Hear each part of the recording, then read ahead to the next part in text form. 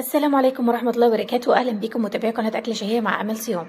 النهاردة بإذن الله هنعمل مع بعض بإذن الله الكنافة، سواء بطعم بقى المانجا، بطعم زبدة اللوتس، بطعم النوتيلا، بالمكسرات. هنقدمها في شكلين مختلفين، سواء الشكل الثنائي أو الشكل الرباعي الفور سيزون بالشكل ده. ودي الأطباق دي بنجيبها جاهزة من محلات بيع مستلزمات الحلواني. فيلا بينا نشوف إزاي نعمل العظمة دي، وكل سنة وحضراتكم جميعا بخير، ورمضان كريم عليكم وعلى الأمة الإسلامية جميعا يا رب. يلا بينا بقى نشوف الحاجات اللي هنعملها واللي هنحتاجها النهارده. وطبعا الكنافه دي هنعملها بدون استخدام الفرن، علشان في ناس كتير جدا بيطلبوا مني ان الفرن بتاعهم فيه مشكله، فحابين يعملوا حلويات بس يكون بدون استخدام الفرن. فيلا بينا نعملها النهارده بدون استخدام الفرن. انا معايا نص كيلو من الكنافه متلجه بالشكل ده. بتحطي في الفريزر شويه قبل بليله مثلا، وبعدين تبداي تطلعيها تفركيها، تفرك معاكي بمنتهى السهوله. لو مستعجله عليه وجايبه طازه ممكن تضربيه في الكب. ايا كان بقى، المهم ان احنا بنفركها بالشكل ده تبقى صغيره. وبعدين بحضر نص كوبايه من الماده الدهنيه دي، سمنه على زبده، وببدا اخلطها كويس قوي بالكنافه لحد ما احس ان كل الكنافه تشربت الماده الدهنيه دي. بنروح بقى على البوتاجاز، ننزل بالكنافه بتاعتنا ونبدا نحمر فيها لحد ما تاخد معانا اللون الذهبي. الناس اللي حابين ان هم يستخدموا الفرن والفرن بتاعهم تمام، بيفردوها بقى الكنافه، بيفردوها في صينيه ويدخلوها الفرن ويتابعوها مع التقليب المستمر لحد ما تاخد اللون الذهبي بتاعنا بالشكل ده. انا عملتها على البوتاجاز بناء على رغبه الناس اللي عايزين يعملوها بدون استخدام الفرن. طبعا بيطلع لي كور صغيره كده، بتبقى جامده شويه ولونها ما اتحمرش، دي بتبقى واخده رطوبه في الكنافه يعني، واخده رطوبه. فبضغط عليها بحاجه ناشفه كده بتتفرك معايا بمنتهى السهوله. وهحضر بقى من كوبايه لكوبايه ونص من الشربات التقيل، وهبدا انزل بيه على الكنافه بتاعتي واخلطها كويس قوي. وبعدين همسكها كده، اذا كان التماسك بتاعها تمام يبقى كفايه. حاسه ان التماسك بتاعها لسه مش تمام، ضيفي كمان نص كوبايه او ربع كوبايه من الشربات التقيل البارد، وتبداي تخلطي كويس بحيث لما تمسكيها كده تتمسك معاكي، عشان خاطر لما نيجي نحطها في الطبقات ونضغطها تتماسك وتعمل لنا طبقه متماسكه، ما تبقاش مفروله وتقع مني كده وتبقى مش حلوه وانا باكلها. تمام. عملنا الطبقه الاولى الكنافه وحمرناها. نبدا بقى نعمل كريم شانتيه. معايا كوبايه ونص من الميه الساقعه جدا وفيها مكعبات تلج، وكوبايه من الكريم شانتيه، ومعلقتين من اللبن البودر، وربع كوبايه من السكر. هنزل بكوبايه ونص من الميه المتلجه اللي اتفقنا عليها ساقعه جدا، هنزل فيها بربع كوبايه من السكر. هخلط السكر مع الميه كويس جدا يدوب. هبدا انزل بالكريم شانتيه واللبن البودر. ممكن نستغنى عن اللبن البودر، انا بحطه بس عشان بيعزز لي طعم الكريمه وبيخلي طعمها حلو، لكن ممكن تستغني عنه مفيش اي مشكله. واضربها لحد ما توصل معايا للقوام ده، وكده الكريمه جاهزه معايا. ودول الاطباق اللي بقول لكم عليها بتبقى جاهزه، بنجيبها بالشكل ده من محلات بيع مستلزمات الحلويات. هنبدا نعمل بقى الطبقات.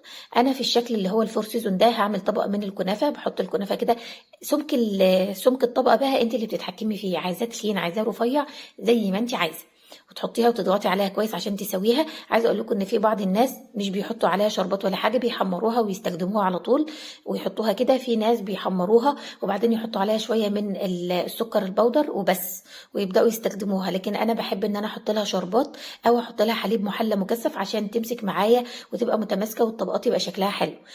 وبعدين هبدا انزل بالكريم شانتيه زي ما اتفقنا كده، برضو السمك اللي انت عايزاه بتبداي تضيفيه. ممكن ما صارتش بكيس الحلواني، ممكن باي كيس عندك تحط الكريم شانتيه وتعملي له فتحه صغيره كده وتنزلي بيه، هيعمل معاكي ما فيش مشكله. ده شكل الطبقتين اللي عملناهم. بما ان انا هعمل واحده في الفور سيزون بالمانجا، دي شرايح المانجا هبدا انزل بيها هنا.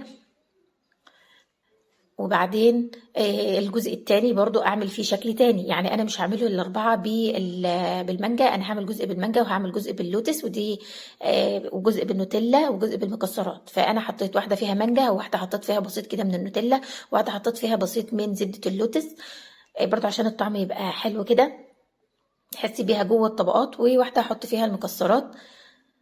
طيب هل انا كده خلصت؟ لا، انا لسه هعمل طبقه رفيعه بقى كده من الكنافه بالشكل ده برضو، واضغطها بسيط كده عشان تمسك معايا وتبقى متماسكه. طيب ايه سبب ان انا اصلا بحب ان الكنافه تبقى متماسكه كده؟ عشان لما اجي ناكلها كده بالمعلقه تحسي ان مفيش حاجه مفروله منك ولا تقع كده ولا كده، بالعكس تكون الطبقه متماسكه ويطلع معاكي من الطبقات كلها في المعلقه بتاعتك، فتحسي بطعم كل حاجه ويكون طعمها جميل. انا بعد ما احط طبقه الكنافه عليهم كلهم بالشكل ده واضغطها حاجه بسيطه هتمسك معايا بمنتهى السهوله. وبعدين هبدا برضو احط الكريمه.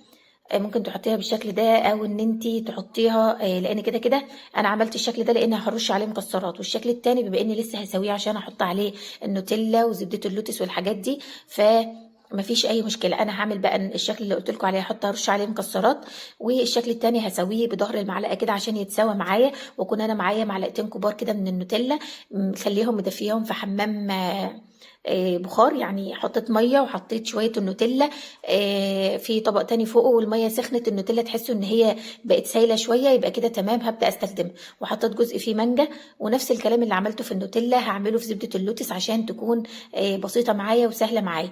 نشوف بقى مع بعض ان انا هبدا افرد طبقه الكريمه اللي اتفقنا عليها بظهر المعلقه عشان اسويها، وبعد كده هجيب زبده اللوتس وهبدا احطها على الوش. واول بما ان انا عاملاها يعني مدفياها في حمام مائي او في الميكروويف، فاول ما ههز الطبق بتاعي كده لفوق ولتحت كده هتلاقوها اتساوت بمنتهى السهوله. شايفين ده اللي انا قصدي عليه. الشكل التاني برضو هسويه، بس الاول هحط على زبده اللوتس بسكوت اللوتس، واحط لها واحده كده من اللوتس، من بسكوت اللوتس الحلو المميز بتاعنا ده اللي بيدي شكل جميل.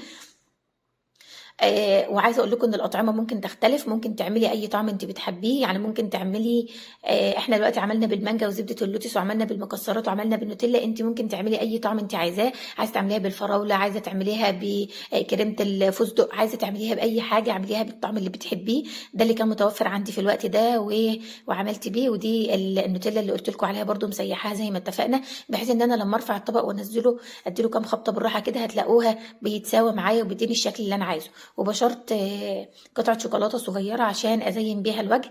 أو لو مش عايزة تبشري قطعة شوكولاتة، يعني تبشري قطعة شوكولاتة، ممكن تجيبي بقى واحدة شوكولاتة كيت كات أو أي نوع بتحبيه وتحطيها على الوش زي ما حطينا بسكوت اللوتس كده، يبقى شكلها جميل. عندي بقى طبق تاني ثنائي، وفاض عندي طبعا كنافة من النص كيلو هبدأ أعمل بيها وأكمل. وفاض عندي كمان من الكريمة، هعمل كمان طبق ثنائي. هحط بقى بس المرة دي هتخن شوية طبقة الكنافة لأن هعملها من طبقتين اتنين، وهبدأ أنزل بالكنافة وأضغط عليها كويس جدا للجهتين في الطبق الثنائي اللي احنا شايفينه ده.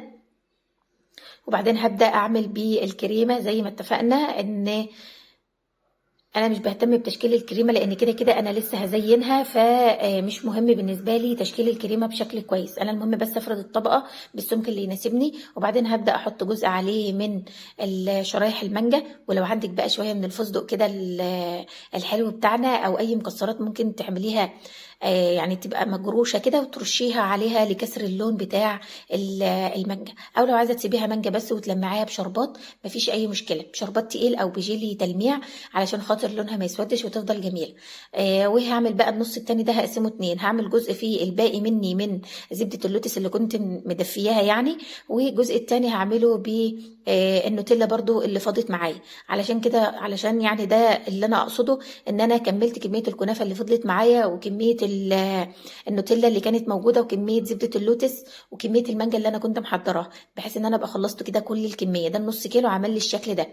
وبدات احط بقى على زبده اللوتس بسكوت اللوتس، وعلى النوتيلا طبعا زي ما اتفقنا انا بشره شويه شوكولاته حطيتهم. لو انت عندك بقى قطع شوكولاته من اي شكل ممكن كمان تحطيها، انا كان عندي شوكولاته دارك فحطيتها. وده الشكل النهائي بتاعنا. بتمنى تكون حلقة النهاردة عجبتكم، ودي كانت حاجة بسيطة جدا. ورمضان كريم عليكم، وكل سنة وحضراتكم جميعا بخير. وعايزة اقول لكم ان ممكن تعملي الطعم اللي بتحبيه وتقدميه بالشكل اللي تحبيه، ودي طريقة بسيطة جدا، وانا واثقة ان انتوا لو عملتوها تطلع احلى مني كمان. وكل عام وحضراتكم بخير، والسلام عليكم ورحمة الله وبركاته.